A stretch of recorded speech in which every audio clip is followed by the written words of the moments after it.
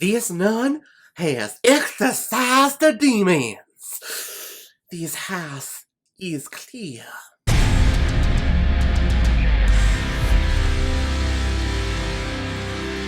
A Nun's Curse, released on DVD and streaming in May of 2020, and is directed by Tommy Faircloth, who's behind such films like Family Possessions, Dollface, and Generation X. And this film is starring Felissa Rose, Erica Edwards, Christy Ray, Gunnar Willis, and Damian Maffei. And we are continuing the horror week of the month of Caleb Watches Movies, and this is another screener from GingerNutsOfHorror.com. This is a great website where you can go to read a bunch of reviews on a bunch of horror different mediums. There's books, movies, video games, TV series, anything that's horror related, you can find a review on there. On a weekend trip, a group of friends are forced to seek shelter inside an abandoned prison where a nun named Sister Monday has once been assigned. During her time at the prison, Sister Monday was suspected of killing prisoners who were serving out their sentences, but before she could be questioned, she disappeared. Now, once inside the prison, they will learn the terrifying truth about Sister Monday. And do we learn the truth about Sister Monday? I don't think so. There's actually a really good line in this movie that is spoken by the douchebag who's always talking about sex and boobies in any type of horror film like this. The lead character, Ashley, who's taking all of this way too seriously, is talking about the convent and the church and how they burned down mysteriously. And the douchebag says, "Mysterious fire, huh? Back then they all used torches. Mystery solved." It's a stupid line, but he has a point. And I really liked it. A Nun's Curse. I gotta be honest, when I watched the trailer for this movie, I was legitimately terrified.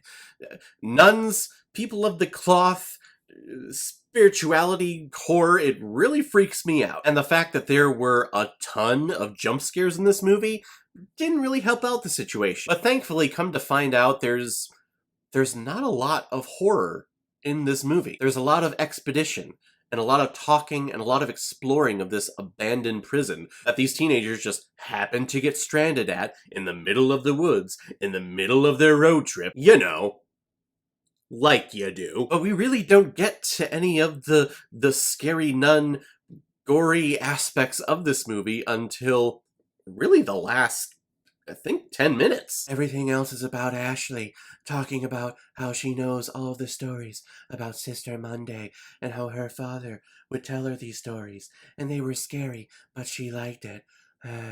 But let's start off with things that I liked about this movie. I really enjoyed the cinematography. I thought the production value, it looked polished, it looked professional, it looked clean. You see a lot of your standard horror angles when we're peeking around a corner, when we're looking into a closet, and maybe there's a hand that's coming out of the door. Very creepishly. But the overall aesthetic, the abandoned church, the compound that they were staying at, I thought all looked pretty realistic and provided a nice atmosphere for this story. However, I think the compound, the convent that they were shooting at, it didn't do them any favors, because there were points where the sound in this movie it felt like it almost completely cut out, or some levels weren't adjusted, because sometimes you could hear them perfectly. Yes, they were echoing like crazy, but then another time we would see the mouths moving, and you would barely hear what they're saying, and you were supposed to, but again, I don't think levels were switched and changed. Which is very difficult to do when you are in an abandoned concrete building like this. So I'm not going to hold it against the directors and the sound designers at all.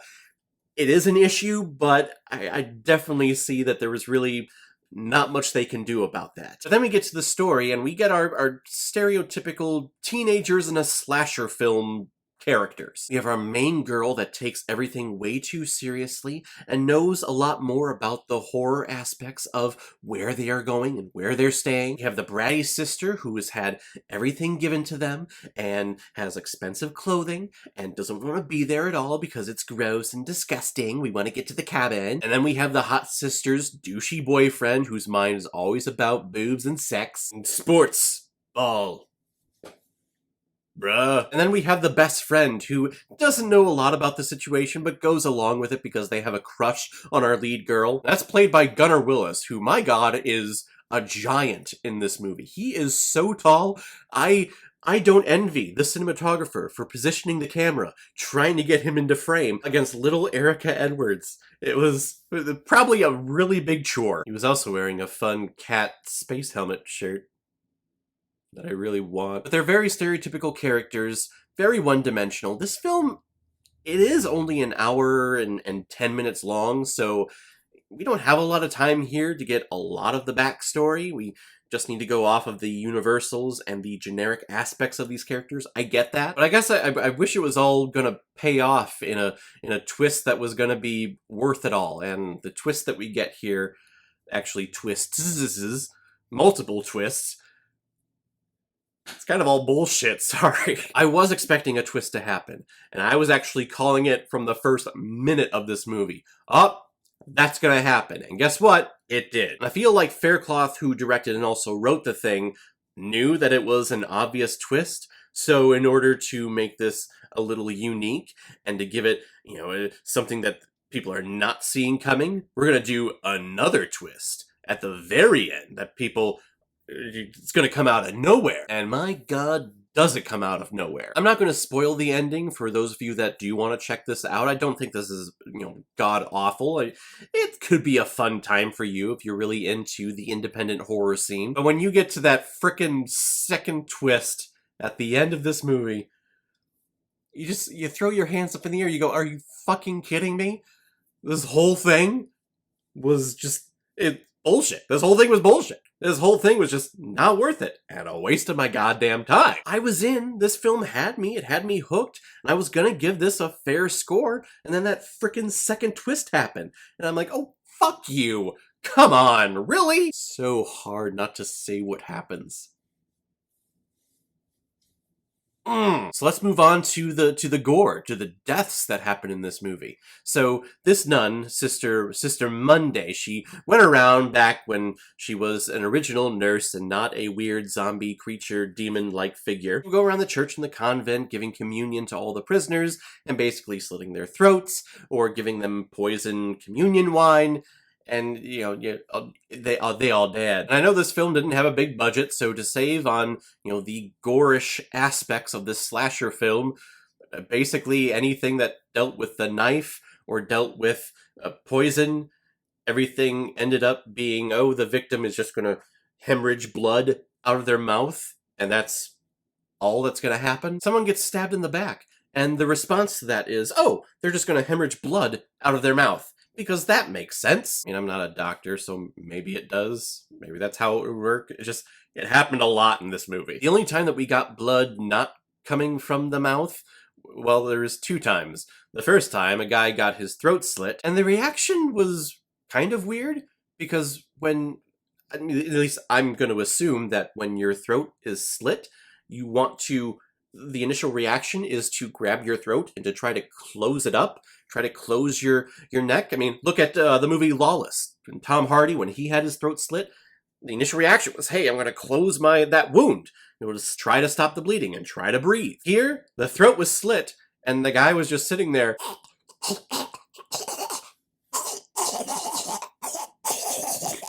to show the amazing prosthetic that they had. Maybe I'm nitpicking, but I notice things like that, and it drives me crazy. You wouldn't do that. You would try to close it as you were dying. But then, in probably one of the more scarier kills of the movie, especially for guys with penises, there's another castration in this movie. I just reviewed Hard Candy last month. I'm getting all of these castration movies coming at me. And again, the reaction with the castration kill was very jarring because there was really no reaction. The knife stabs the penis, and it kind of just, grinds it around, actually. It doesn't pull out. Oh god, I'm gonna get demonetized. But the reaction from the dude as the knife is in his penis is just, maybe he was in shock that it was happening. I would picture myself, though, screaming very, very high-pitched and being like, no, leave it alone. I also don't think you would die right away from that.